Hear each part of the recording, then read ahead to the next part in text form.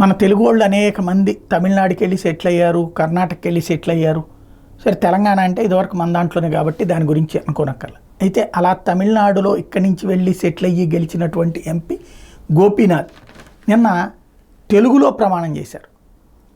తెలుగులో ప్రమాణం చేసి తర్వాత జై తమిళనాడు అంటూ చెప్పుకొచ్చారు.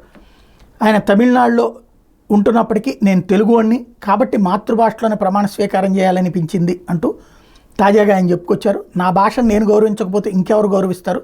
తమిళనాడులో తమిళ భాషాభిమానం ఉంది, మన భాషాభిమానాన్ని దాచుకోవాల్సిన అవసరం అయితే లేదు. ఇందులో తప్పు కానీ పక్క వాళ్ళని ఇబ్బంది కానీ ఏమీ లేవు. వాళ్ళకు వాళ్ళ మాతృభాష గొప్పది, దాన్ని నేను గౌరవిస్తాను.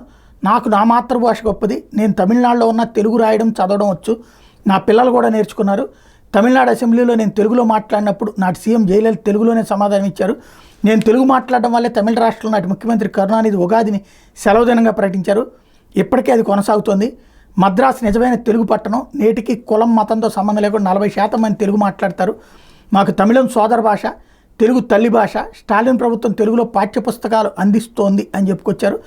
మాతృభాష మరవద్దు, ప్రపంచవ్యాప్తంగా ఉన్న తెలుగు వాళ్ళని కోరుతున్నా మీరు ఎక్కడున్న స్థానిక భాషలను గౌరవించండి. ఏ రాష్ట్రంలో ఉంటే అక్కడ భాషను సోదర భాషగా భావించి నేర్చుకోండి, కానీ మాతృభాషను మర్చిపోకండి. తల్లిదండ్రులారా మనం పిల్లలతో తెలుగులో మాట్లాడితే తరతరాలకు కొనసాగుతూ పోతుంది. తెలుగు వాళ్ళు ఎక్కడ తారసపడినా తెలుగులోనే మాట్లాడని వినయపూర్వకంగా కోరుతున్నా. తమిళనాడులో చాలామంది తెలుగు వాళ్ళు మాతృభాషను ఇష్టపడతారు, కానీ మాట్లాడలేకపోతున్నారు. తాతల నాటి భాష తర్వాతి తరాలకు అబ్బటం లేదు, తప్పు మనలో ఉంది అంటూ ఆయన చెప్పుకొచ్చారు.